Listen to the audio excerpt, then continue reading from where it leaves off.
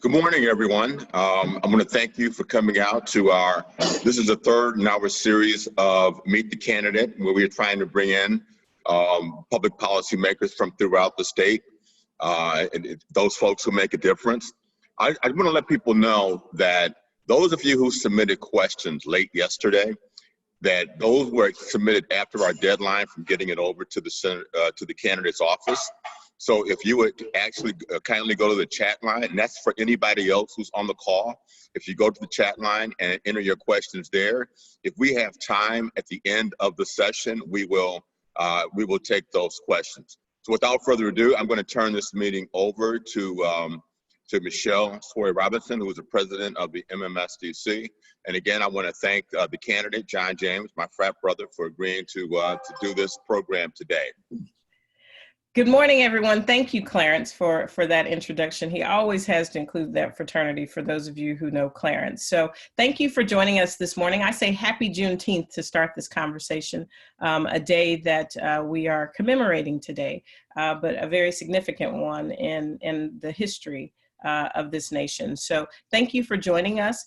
We're excited today to continue this nonpartisan series that we started a few years ago, not only to introduce candidates to you, but also to include our sitting lawmakers as well. This series has been running for some time, and it gives lawmakers and the candidates an ability to hear from you as the constituents as to what is on your mind, what you'd like to make sure they understand is important to you. But likewise, it lets you hear from them so that you get to know who they are, what they stand for, and what the platform is that they are looking at for the coming season.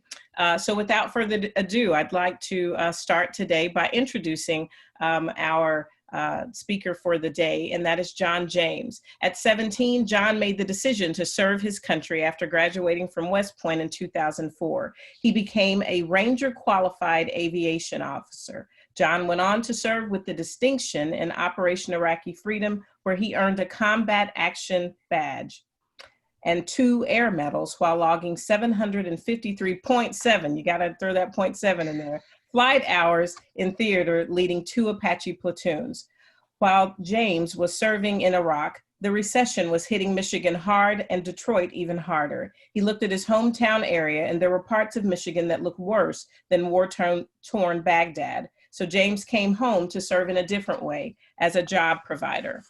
In addition to his Bachelor of Science from the U.S. Military Academy at West Point, John has earned a Master of Supply Chain Management and Information Systems from Penn State University and an MBA from the University of Michigan. John is also a Lean Six Sigma Black Belt. He is a new owner, I should say, of James Group International. So welcome, John. Hey, Michelle, thank you for that wonderful introduction, and Clarence as well. And thank everybody who's out there tuning in today for giving me a shot. It's an honor to be speaking with you here and having the opportunity to earn your trust and support. And I'm excited to hear your questions and to hopefully give you some satisfactory answers. So, as Michelle alluded to, my family has been involved in the MMSDC for quite some time. My father has a similar story to many folks who are tuning in today. He was born in 1941 in Starkville, Mississippi, lived directly across the street from Mississippi State University, and couldn't go there because he was Black. But even though we understand the vulnerability that has affected our community since 1619, 400 years, the systemic racism, the abject poverty, the inequity. My father was able to fight through that in the Jim Crow South through that vulnerability by refusing to be a victim. My father is someone who I look up to, and many of you on this call and watching right now look up to as well. He paid his way through, worked his way through, went to Mississippi Valley State, served his country honorably in Vietnam, and came up north where the opportunity was. Worked at Chrysler, and then got a side hustle hauling beer back and forth between Michigan and Wisconsin. When he was popped by the regulators for interstate commerce for busting up an old boys club, he fought all the way to the Supreme Court for the ability to do business. My father is a pioneer not just for Black business, but for all business, not just for us, but for everyone. And we have all benefited as a result of his efforts. And he raised his son to recognize that we have to use our blessings to be a blessing to others, and then stay in the community and continue to provide that opportunity for other people. He, as a result of his efforts, raising us in Detroit, being in Jack and Jill, listening to Charles G. Adams at Harper Memorial Baptist Church on 7 and James Cousins every Sunday, raising an alpha, being raised by alpha men, understanding the struggles and the plight in the neighborhoods in Detroit, because I was raised through them, coming up through DPS at a school on Cass in Peterborough, understanding that he wanted the best education for his son. He invested and sacrificed and put us in the best schools he possibly could, similar to what any of us would do in a situation. And he, because he understood the importance of education. And I graduated from Brother Rice in 1999, had the opportunity to go to West Point to serve my nation as he did. I went, became a Ranger after I graduated West Point 2004, and became an Apache pilot and served in Iraq. And Michelle alluded to this a little bit before, but it really hit me when I came back from a mission one day, and we were debriefing the mission. I'm sitting at the table in the dining facility, and Armed Forces Network generally would show pictures back home. And Armed Forces Network is something that started back in World War II to kind of comfort and aid the troops who were in combat, and just kind of showing them a little bit of what was going on back home. Well, in this particular broadcast, they were showing what was going on in the Great Recession, because I was deployed to Iraq 07, 09, where Michigan was really being hard hit. And this particular clip showed areas of Detroit, home, place where I was raised. I recognized the pictures of areas that looked worse in the combat zone that I was flying in. They were showing pictures of plants shutting down. They were showing pictures of Fisher Body. They were showing pictures of the train station. And I was over there thinking, I'm over here fighting for Iraqi freedom, but who's back there fighting for Michiganders, for Detroiters, people who are suffering back home? And so I recognized and realized at that point that I needed to come back and help my community in a similar manner that I was trying to help folks abroad, keeping them safe and protected. So I came back and joined the family business in 2012, and helped to grow the business by about 233%, recognized by Cranes as one of the fastest growing businesses. I was recognized by Michigan Chronicle as an emerging business leader. I think 40 under 40. I was honored as the fourth James to serve on the MMSDC Council. My father served on the MMSDC board. My uncle served on the MMSDC board. My brother has served on the MMSDC board, and I was the fourth.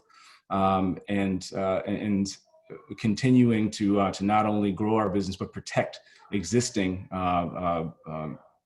jobs in our community in Detroit, and grow opportunities and access to talent, access to capital. Talking about a number of things that Michelle and I have talked about over the years, creating an MBE ecosystem that will benefit MBEs at each level from 500,000 to 4 billion. And essentially helping ourselves by making sure that we have sourcing practices and that we have the abilities to be able to fulfill the obligations of our customers from procure to pay.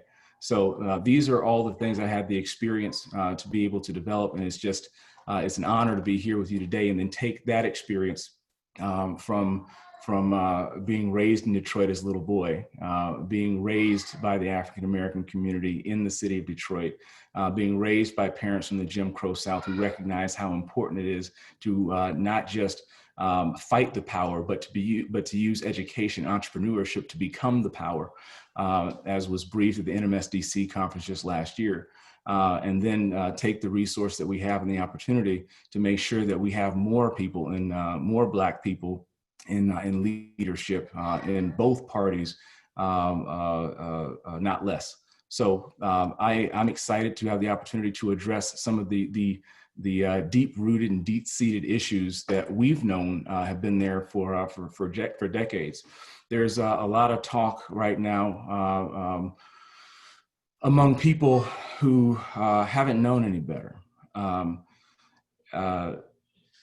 with the racial strife going on in our country that breaks all of our hearts, with COVID that's going on right now.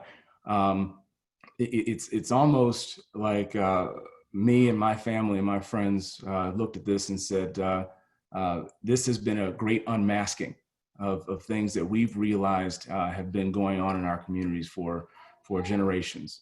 The disinvestment, the inequity, the neglect of our community that must stop.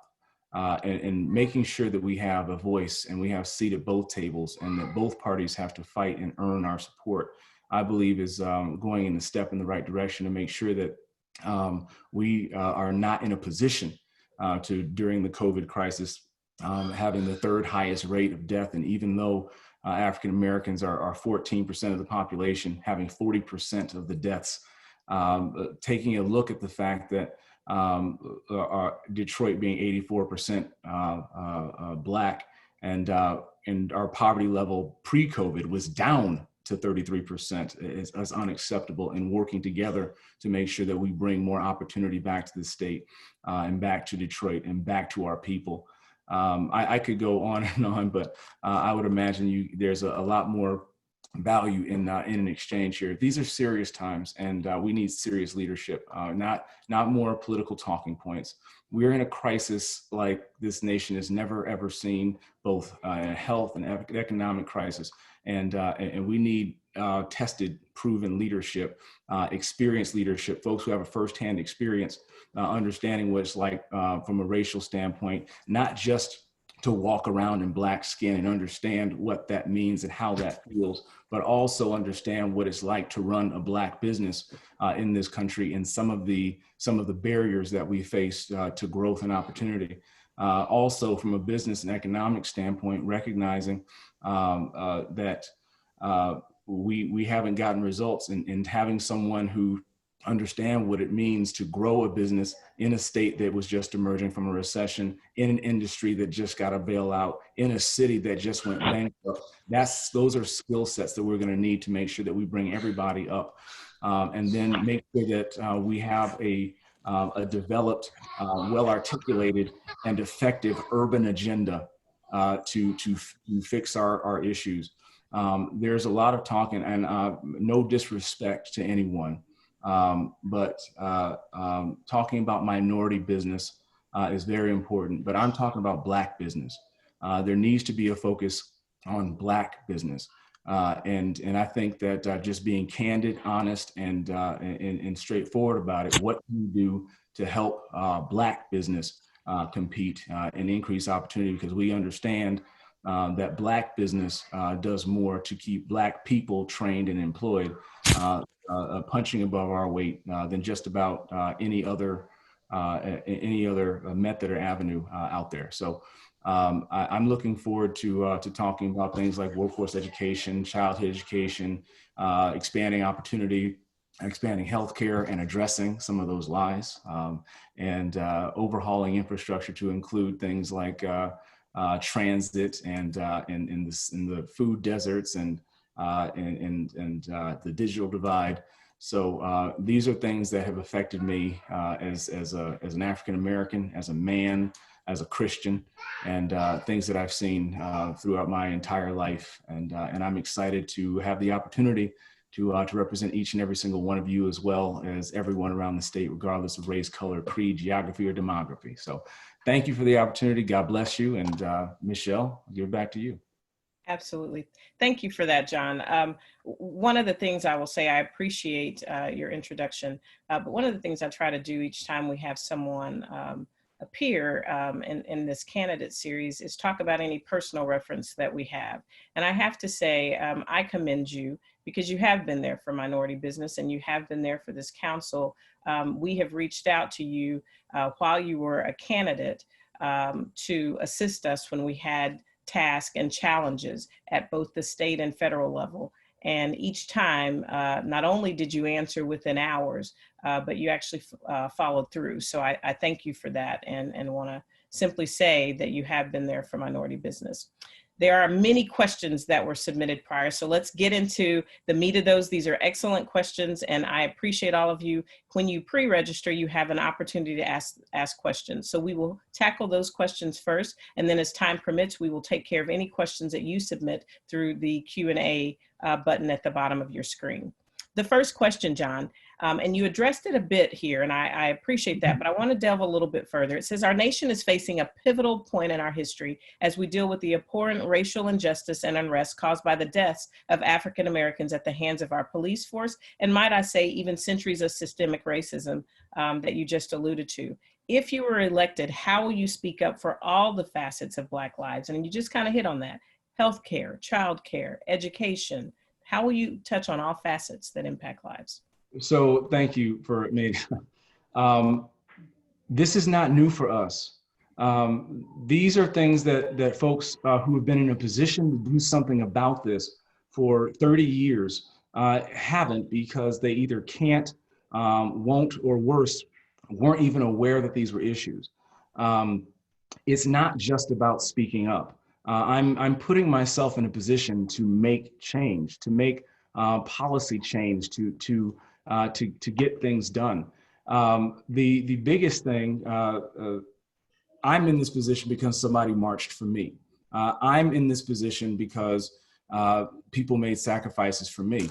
I am talking specifically about an urban agenda, a prosperity initiative, specifically to address some of those things, needing more diversity and real world experience, a 21st century system that addresses economic security, health and wellness. The fact that from a granular perspective, we talk about systemic racism. Well, who built the system and who protects it? Who protects the status quo? Who's going to ask that question? Who's going to go in and say that the SBA has been woefully inefficient in its support of EDC and MBE funding over the past few years? Who's going to go in there and fix the fundamental of how we get access to capital to our MBEs? Because we have the ability, we just can't get our hands on the resources. And right now, the fastest growing sector for businesses and entrepreneurship are African-American females. How can we get African-American females, small MBEs, the resource they need to grow? How are we looking at how banks are doing their lending? How are we looking at how grants are flowing into our community and staying there? How are we making sure that African-American businesses have the resources that they need? And when Michelle picks up the phone and says, hey, John, I'm having trouble getting through to legislator X, Y, and Z. We don't have any relationships on this side. It may just be a matter of votes. It may just be a matter of me picking up the phone and saying, hey, this is important to me. We need to get this through. This is the reality of how business is done. Michigan being in a position to have a seat at the table, regardless of who's in the majority or who's in the White House, is good for business. Michigan having a Democrat, Republican, a Stabenow James, a white, black, male, female, Michigan having that role, Michigan having somebody sitting on the floor of the US Senate who sat on the board of the MMSDC benefits MBEs. So that is something that is going to continue benefiting all of us, from sourcing practices to access to capital, to access to talent, and in driving efficiencies for how grants are awarded, how funding for MMSDC comes through, and making sure that legislation continues to benefit everyone, but particularly those who are disproportionately negatively affected by generations of disinvestment and disinterest, quite frankly. So that really is, it kind of segues into this next question. They were speaking, the person that asked this question is referring to your latest ad where you call yourself a unifier and saying, realizing, and you've certainly made it clear that you understand that there is systemic racism, but how are you going to help fix a party when a good number of congressional lawmakers can't even acknowledge that there is systemic racism? Well, we have to recognize two things. One, my job is to help fix the lives of Michiganders. My job is to help to improve the situation of all people, but most importantly, those who are disproportionately negatively affected by the status quo. Those who are suffering through poverty, the lack of generational wealth, the socioeconomic immobility that we have failed to address for generations. I believe that just like yesterday, I was talking to some folks yesterday, and I said that people looking around me, all white people, all people who are interested in changing and helping. I said, see, here's the thing. The Republican Party is the party of emancipation. The Republican Party is the party of women's suffrage. The Republican Party is the party of civil rights, because the Republican Party is a party of self-determination. And the biggest problem is Republicans have forgotten that. There was a time when Republicans stood up and they said, this isn't right. The Republican Party stood up and said, we have to do what it takes to hold this country together and make sure that no man can be held in bondage, either physically or economically. And they marched down to the South and emancipated slaves. And somehow we've forgotten our roots as Republicans. And when I tell that to white people, they get fired up because they remember their roots and they understand what we need to do. But I think that a lot of times we just need to be reminded that we're all on the same team. But all the people who we're talking to, a lot of folks are just having their eyes open and they just want to know what they can do to help, what they can do to support. And I think that now we have the opportunity where people are looking for leadership to give them the type of leadership they need that's informed by personal lived experiences, and to recognize that both parties have failed. One party has neglected African Americans and the other party hasn't even tried. So now that we have your attention, we need to recognize as Black people that neither party is incentivized to help us or move us forward when one party has 90% of our vote. I think that when you make both parties try to earn your vote and you have a seat at both tables, that's a good business decision for Black people. That's a good business decision for all people. And making sure that we elect leaders who recognize that excuses are unacceptable, that we have to do two things at both times, mission first, people always, and that we have to take care of our people first, not our own job security. Look, here's the thing. You can I look at these questions, and most of these aren't questions on policy. Most of these are questions on trust. Why should you trust me? Yeah, you know about my dad. Yeah, you know about me serving on the board, but I'm a Black man who's running the Republican Party. And everything that most people have lived through tells a different story than what I've been saying. So why should you trust me? I think that this is a massive compliment, because you know that if I get to this point, I will enact good policy. I will enact things that will benefit us. But I have the opportunity today to earn your trust, and I need you to know my heart. I need you to know how I feel. That to the core of my being, what motivated me to come back from a war zone back home was not to get reelected to office, but to improve the situation of people who've been left behind for generations. What motivates me to leave my family and to leave my growing business is not to go to Washington and argue with grown babies. What motivates me to do that is to represent people who've not had a voice, who've been marginalized, who've been silenced, who've been segregated, who've been hated, who've been killed in the streets, to have somebody down there who will stand on a table until our situation improves. And so I think is what's most important to having somebody fix that party is to set an example for this is what's possible, and to set an example that we are willing to change and to make the hard decisions. And I recognize that I'm not going to walk into Detroit, be Black, and win. Quite the contrary. I'm not going to win the Black vote. But I think that you should trust somebody who knows that and still tries. Because I'm not here to benefit me. I'm here to benefit us. And so as we go through this, I think that's the most important thing to know, is that I'm not motivated by anything selfish. I'm motivated by something selfless, because the good Lord has blessed me, and I recognize that I have an obligation to be a blessing to others. That's how I'm going to affect change in my party, in my state, and for all of us in the future. By having the hard discussions, by having the hard conversations.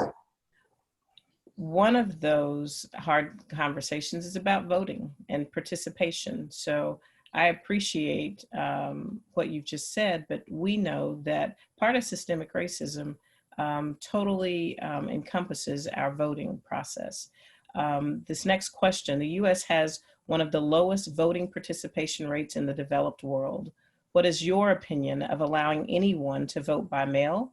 And how will you ensure that everyone has an opportunity to vote without undue burden? Voteless people are hopeless people. I believe that very strongly. I was raised by alpha men, and I recognize that the franchise is critical to legitimate democracy. I believe twofold that legitimate democracy requires two things. We need to trust our vote. I believe that in this state, that the people have already spoken, that we have vote by mail already. We have motor voter, which means that if you're registered for a license, you're registered to vote. And so in this state, voter registration is over 90%, well over 90%, and voting by mail is already the law of the land. So as far as I'm concerned, if you want to vote, vote. If you're legal to vote, vote. I want you to vote. It's my job as somebody running to earn that vote. So I think that everyone who can vote should vote, and I think that everyone running should make sure that they've done the right things leading up to the election to make sure that people understand how their lives can be benefited by the people who they're voting for. Mm-hmm. So I'm going to kind of shift gears here and talk about business. In particular, I want to talk about our current state. And as people return to work over the next several months, have you given any thought to the lag that will be created in getting new business contracts and how you can help minimize that lag? So that's a big deal. So each of us has different business in different industries, and the biggest lag, the biggest issue is going to be consumer confidence. People trying to get back to normal, trying to get people back to work who may not necessarily feel safe to come back to work, who may not be financially incentivized to come back to work. Companies, if you're dealing with the automotive companies, that may be worried about, like let's just say that the big three, may be more concerned with survival than maybe our sourcing desires. I think that there's a big unknown. I think one of the things that we can do as individuals is we can try our best to buy American where we can, and I think that most importantly, putting people in office who recognize that money and people flow to where they're treated the best. I think that in the automotive industry, frankly, there's going to be a focus on core competency. There's going to be a focus on businesses really focusing on what they do and what they do well. And I think this could be a great opportunity for minority businesses. I think that as some of the larger MBEs may have an opportunity to go to the OEMs in the automotive industry per se, and have the opportunity to maybe take some things off their plate so that the OEMs can compete more effectively and efficiently and maintain solvency and competitiveness, that will increase the ability for the larger MBEs to grow with very little risk and cost to the OEMs. And then I think that the larger MBEs have an obligation, as Michelle and I have discussed before, to create that MBE ecosystem where we're supporting the smaller MBEs I think that that is one of those 1 to 3 year type deals. But immediately emerging from COVID, the biggest thing that, quite frankly, I'm afraid of is the lack of preparedness that we've had because of people who don't have any business experience in governments that we're looking at. Is you're going to have folks in service industries most heavily hit, like in Detroit. I think well over 2/3 of people who live in Detroit don't work in Detroit, and you have issues of people trying to get to work in service industries out into the suburbs. We have transportation issues, we have childcare issues, and folks who are in service industries, disproportionately African American, don't necessarily have the means or the resource to get service jobs that rely on people to come in. If you don't have people going into offices, if you don't have people catering things, if you don't have people going to sporting events, then you're gonna have people who just, the jobs aren't available. And so I think the first thing that would make this go away is consumer confidence increasing to the point outside of maybe a vaccine in like the next few months. I really think that we are facing a situation that could disproportionately negatively affect the African American community because our leaders were unprepared and have been unprepared for generations. So what I would do when I get to office is just make sure that we create a more business-friendly environment for the OEMs to begin repatriating a lot of that opportunity, so that larger MBEs can do that work and then facilitate that MBE ecosystem with the training, the data, the transparency, so that all MBEs can grow and flourish and thrive. And we can begin creating that pipeline of prosperity, not just in downtown, midtown, Corktown, but out into the neighborhoods that have been desperately neglected and disinvested for generations. Mm-hmm. Absolutely. So in that answer, you answered actually two of my questions, but I would ask you, you talked a bit about minority businesses in the ecosystem. What about veteran-owned firms? How are you going to help ensure that they're included in this process as well? Well, I'm also a veteran, as you've heard as well. And each person and in each subsection experiences different barriers.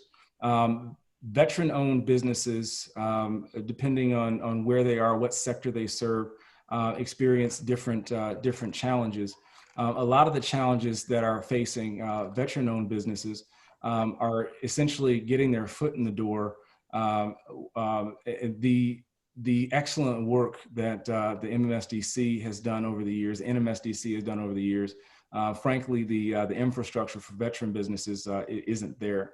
I think that having someone who is a veteran who recognizes that there are some barriers and opportunities, recognizing that veterans have innate abilities and proven leadership experiences to tackle tough tasks in the most difficult situations, and then giving folks the opportunity to succeed in similar manner as MBEs, they will disproportionately punch above their weight for the benefits, not just of veterans, but in the community. Veterans have shown the ability to take on tough tasks, and then when given the opportunity, recognizing that failure is not an option. Good.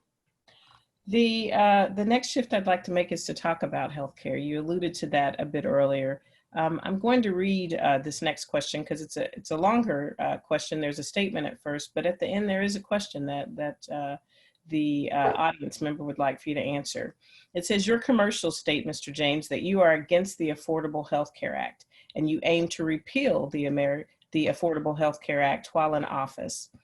As someone with multiple severe health conditions that require ongoing medical care, I would be disqualified from coverage due to my pre-existing health conditions. And the 1 or 2 carriers that would accept me are priced 150 to 250% above my entire monthly income. What do you say to someone like me who would not be able to afford quality health care without the Affordable Health Care Act? The first thing I would say to you is you have a friend in me. The second thing I would say to you is the Democrats know it, which is why they're lying about me. Tyrone and Michelle are in possession of 2 clips both of which I said on national TV, and one of them to Debbie Stabenow's face on a debate stage back in 2018, that we must take care of people who have pre-existing conditions, and any legislation I would vote for must have protections for those pre-existing conditions. That commercial that you saw, the clip job that the other side did, was in response to the increasing cost of care for my business. It was in response to a young lady who came off my floor with tears in her eyes when she could no longer afford the health care that our company bought for them.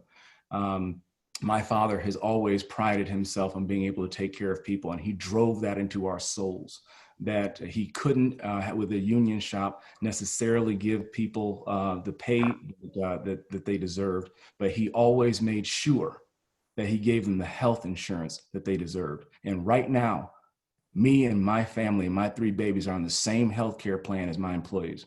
This is extremely important to me. And the people who want you to believe that I'm a terrible person know it. They're lying.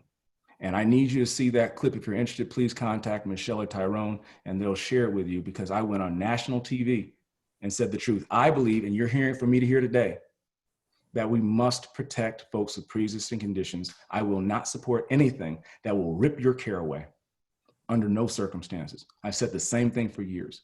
And the people who are lying to you know better. I believe we should take the parts of ACA that are broken and fix it, and take the parts that are working and keep them. And that's about as clear as I can be.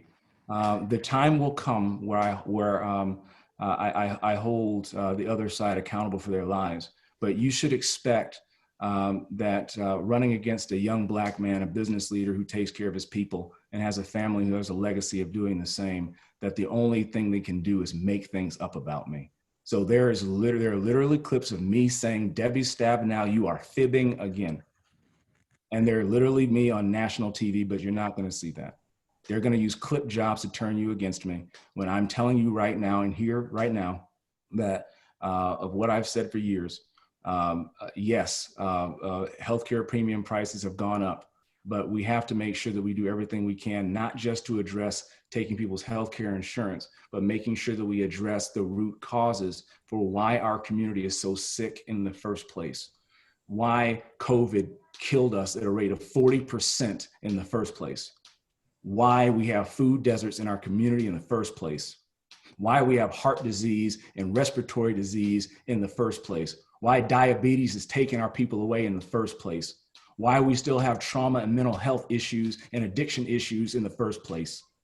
So we need to make sure that we're addressing these root causes and making sure that we have healthier people, but in the meantime, not ripping their means and method and their ability to live away from them in the near term. Do you think those root causes have been addressed? No, absolutely not. No, you have people in power who are trying to pit us against each other to maintain their own power. And what solution have you gotten from the other side? They're throwing this thing out there to get people to hate me when they know better, lying again when they've already been debunked and called out for it, and the reporters aren't saying anything about it. So this is what we're up against. This is one of the things that when I say that I hate politics, but I love this country, that this is about people, not politics. This is one of the things that incenses me. That you can clip something up, take something out of context, have it debunked 2 years ago, and it's still what people believe. But that's okay. They lied about Jesus. Who am I? I think that the policies that we need are looking at things like telemedicine, telehealth, tearing down some of the barriers to get people in primary care. Like when I talk about keeping the things that work in Obamacare, one of them is preventative care. We need to keep preventative care to make sure that we stay more healthy. Maybe have incentives and programs around making healthier habits, and then giving folks the abilities to be able to afford and to pay for these things. Make sure that SNAP benefits can cover healthy foods and things of that nature. Yeah, there's a ton we can do. I mean, with getting out to grocery stores and I mean, it's so deep that I don't even think we have politicians who are asking the right questions. They don't even know to ask the right questions because they only show up in Detroit in an election year. Those of us who live here and work here, we'll have the ability to talk to the right people if they're willing to open up and let us know. But yeah, we need to address the underlying issues, get to the root causes. But in the meantime, we need to have a patient-centered, market-based approach that must cover pre-existing conditions. Again, Michelle and Tyrone have this. I hope they send it out to you if you want to. But this is me talking directly to everybody. And the fact you have people out there willing to lie and turn other people into liars, to turn me against my own people, that's dirty, that's sleazy, and I think you should be held accountable for it. So just so you know, the emails that you did send, what we do at the end of the series is we will send an email to all participants with the information that you've provided. Cool, thank you. You touched on this a bit, but this next audience member has asked, first of all, they said they'd like to thank you for your service to our country. But secondly, what are your plans for helping to erase the stigma surrounding mental health care among active and retired military? What can you do in office to help erase this stigma, promote mental health care, and show our armed forces that they do not need to suffer alone in silence? Well, thank you. It was an honor to serve. I recognize my own personal stories and struggles. Nobody comes back from the battlefield the same person they were when they went. We all have our different struggles and we deal with it in a different manner. I think coming home, we need to make sure that coming home isn't the toughest battle that our veterans face. And many of us who've served in combat have lifelong illnesses and disabilities associated with that. And as I'm answering this question, I'm recognizing the same trauma that veterans experience in combat is a lot of the same trauma that African American men and women in our communities feel as a result of just growing up Black in America, and some of the same things that we use to address veterans who may be in combat over a course of 6, 12, 15 months, a couple times in their military careers. We could deploy some of those same PTSD practices in the African American community for little boys and girls who grew up for 18 years straight, not just an 18-month deployment in crisis mode for that long. Recognizing the psychosomatic impact that has on your mental and your physical well-being a long time in the future. I think that putting more funding into mental health programs and then watching what we're putting into our minds, we have this might sound kind of new agey, but forgive me. I think it's important that we recognize what we put into our bodies. If you eat too much sugar, then you might have issues with diabetes. If you eat too much, if you smoke too much, you might have issues with your lungs. Well, if you put too much bad stuff in your mind, it's reasonable to believe that it could affect your mental health too. And I don't think there's enough study around mental health. I don't think there's enough respect of mental health. I don't think there's enough people talking about mental health. The trauma that people are experiencing in combat, the trauma that people are experiencing in our communities aren't being addressed. It isn't being funded, it isn't being talked about. And this is one of the mental health is going to be one of the main things that I talk about. Because you're going to have a real hard time. I mean, you see it in our schools. You're going to have a real hard time educating young Black boys and girls if you haven't addressed the underlying conditions and issues that they're facing on a daily basis at home in the community. You're going to have a hard time creating economic opportunity for veterans coming back home if you haven't addressed some of the underlying issues that are being swept under the rug. And so, yeah, I believe that increased funding and not just throwing money at the problem, but when I talk about this, how are we incentivizing more mental health professionals? I've talked about targeted tax breaks for our frontline workers. And I believe that this needs to be something specifically for mental health professionals, counselors into schools, into workplaces, to accompany our police officers, making sure that we have more mental health professionals to deal with some of the struggles that people don't even know they're dealing with, and being able to weave this in how we do business in society.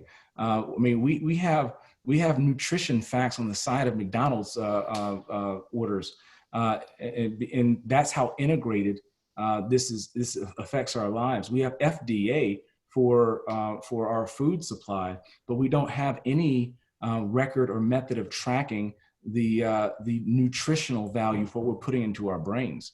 I think that we have to take a hard look at what we're putting into our minds and the negative effect it's having on the American people as a whole.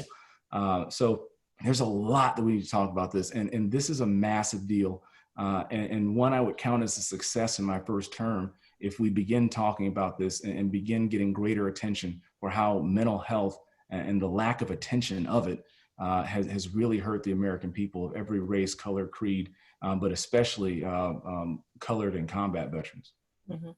Thank you for that. Thank you. I'm going to kind of shift to questions that tell us a little more about you. Okay. And this is one, we had a couple of questions that said, why should we hire you? Number one, you're asking us to hire us, and some of us aren't so sure we're doing so bad. But this question, I think, in your People Not Politics commercial from May 2020, you state that you have experience in the real world in the toughest environments, from the battlefield to the boardroom. In your opinion, what is the toughest thing you have faced during your campaign?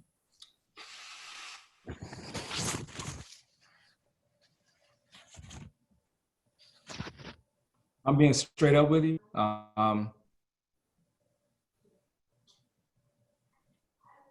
I had an event at Charles H. Wright Museum, and I went around to introduce myself to people, and I was talking to a group of African-American ladies. They may have been in their 50s, 60s, and very sweet. And I introduced myself, and I told them a little bit about myself, about the Jack and Jill thing, MMSDC, my father in the community, tell them about the story. And they were smiling and they were excited, and asked about where I was from. And I told them finally that I was running for office. And they were like, oh, okay. So they got excited. We need a young Black man, educated. And he said, who master's degree? Oh, West Point? Oh, that's nice. And, Hartford Church.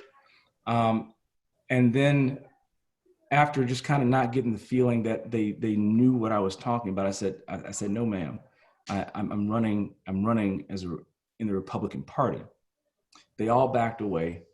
And the one who I gave my card ripped it up into 6 pieces and dropped it at my feet. I've gone to Black churches. I have my car keyed, and I refuse to fix the paint outside of the left rear quarter panel, just to remind myself of the deep hurt in our community. I was mocked in my own church when I went to speak at the church I was raised in. And the things, I've been called the N-word, but the thing that hurts the most is Uncle Tom. The toughest thing that I've had to face is recognizing that the very people who I'm doing my best to help don't seem to be interested in being helped, but pushing through and recognizing that I need to do a better job of sharing my heart, telling my story, and recognizing that I'm not going to change generations of political failures in both parties in the matter of 4 months, recognizing that I have to do the right thing and I have to continue to show up. And even though there are people it seems like in the progressive movement, the only people progressing are white people. You look at the leadership in our state, from Whitmer to Nessel to Peters to Stabenow to Benson. You look at the leadership, all of white And like I quoted before, we need to recognize that fighting the power isn't enough. We need to become the power. We've been marching from Selma to Detroit. We've been rebelling from Baltimore to Watts, and nothing's changed since 1969. Now you have people coming out there talking about we need to change the system and talking about systemic racism. Well, who built it and who guards it? That's the toughest thing I've faced, honestly. That because it's real and it hurts. Nobody can hurt you like your family. And so if I'm being real, that it hasn't been the campaign ads or whatever. Look, Democrats gonna lie about me. Now that sucks.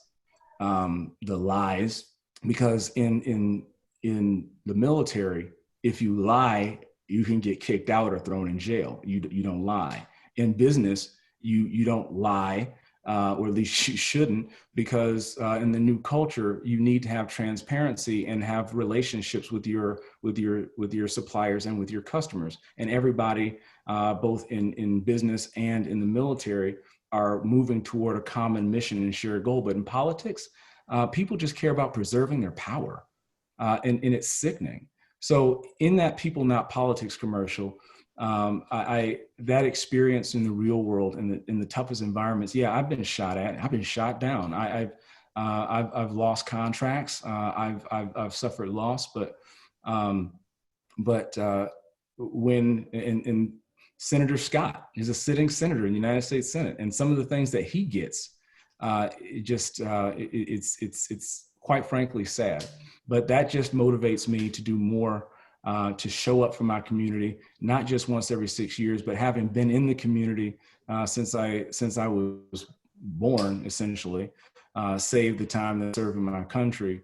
I think that over time I'll be able to earn the support that I believe that we all need. Thank you for being honest. Thank you for being candid.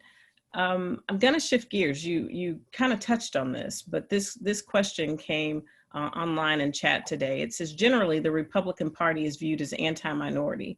Please explain how you became a Republican and why you believe the Republican Party should be the party of minorities.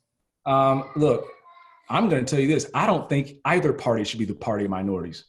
We need to stop it. I think that both parties need to be the party of minorities. See, this is our problem. There is no champion that's going to save us.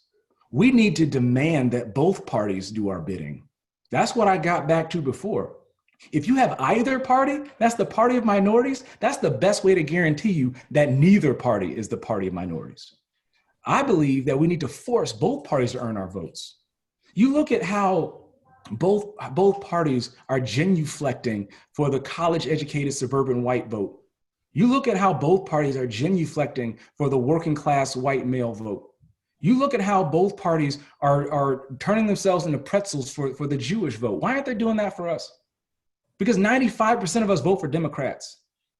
So look at this as a business perspective. Consider yourself an independent.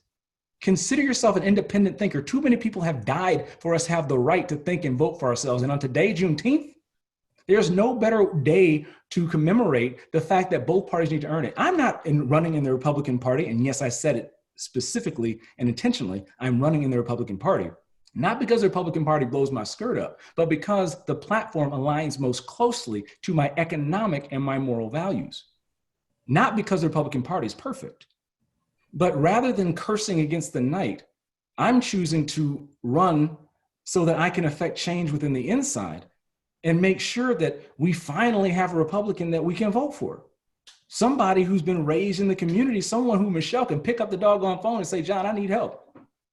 Somebody who's gonna show up for us, not just in an election year, right? Someone who shows up for not just for the galas, but who does the hard work and actually gets the results. And see, here's the thing. You have people who are talking about, I co-sponsored this, I authored this, I set up a commission for that. Well, we're not sending you for work groups in study sessions. We're sending you to get results. And when you write in only less than 2% if your job is successful, then what are you doing for my community? So being able to influence votes from both sides of the table is what we critically need. And I would respectfully push back that until both parties are the party's minorities, then we will continue to lag behind. Thank you for that. So this is our final question. I'm going to make it a two-part question because I think it's a question that's likely on people's mind. So I'm combining some of your questions here. But the military honor code says that you will not lie, cheat, or steal, or tolerate those who do. Mm-hmm. In light of that, many military officers are withdrawing their support of the president. In addition to that, so that's the first part of the question. So helping people understand your support of the president, but more importantly to me, if elected on any particular contentious issue, when do you push for what you think is right versus what the people want? So first, I think you've answered a bit of it in talking about the party and answering the audience's question on that. But this larger question of your allegiance to the party over your allegiance to the people. Okay. So my allegiance will always be to the people who sent me. And honestly, I want to go to Washington, D.C. just about as badly as I wanted to go to Baghdad. Quite frankly, I couldn't sleep at night. I believe the good Lord told me that somebody needs to stand up and do something. And I'm nothing special, but you are, and we haven't had a voice before. So I think that I'm in a unique position. And what I can say is that I don't need that job. I'm doing this to serve. I'm a servant. And the worst case is that I get elected, is I don't get reelected. Well, fine. I'll be a 45-year-old former senator and come back and help grow business and stay with my family. I'll come back and help people's lives and improve them, because my goal is to help people. Specifically with the generals, the cadet honor code is a cadet will not lie, cheat, steal, or tolerate those who do. And we have approach to clarifications and accountability processes there. And my role as a senator is not to be the Twitter police. The president's statements stand for themselves, and I will tell you how I feel about issues. And I believe that the most effective way for me to effect change is to actually get to the seat and begin enacting an urban agenda, begin advocating for Black businesses, to begin improving the mental health situations for African Americans and for veterans around the country, not necessarily getting out there and being the Twitter police. My mother always raised me to recognize a couple things. Before I open my mouth, is it gonna make me look good or feel good? Because if it does, it's probably not a long-term beneficial thing to do. And so recognizing that the ultimate goal is actually changing things in our communities, actually affecting positive change, recognizing we keep our eye on the prize and not being distracted by the palace intrigue, recognizing the fact that President Trump either has 4 months or 4 years, but the issues that are facing us have been here for the past 400. And we need to stay focused on what's going to make our community better and stronger in the long term. That's what I'm focused on. And we shouldn't get distracted because people are using that against us. We need to stay focused. John, thank you for your time today. Thank you for having me. I appreciate your candor. I appreciate your willingness to join us. And to each of the audience members, I thank you for joining us today. And we will certainly reply to you with the follow-up information that John has alluded to. Please allow me just a moment to thank not only Tyrone Standers at PAA, who assist us in coordinating this effort, but also our staff, to Dan Jackson, to Bridget Daly, who are behind the scenes making things happen. I say thank you. On June 25th, the council will host an innovation summit from 10 to 1:30. And we will be in touch with you, but please do look at the information for that summit. An exciting lineup there. We're continuing to work virtually day in and day out for minority business owners, as well as the corporations that support them. Thank you very much. Happy June 20th to all. Bye-bye.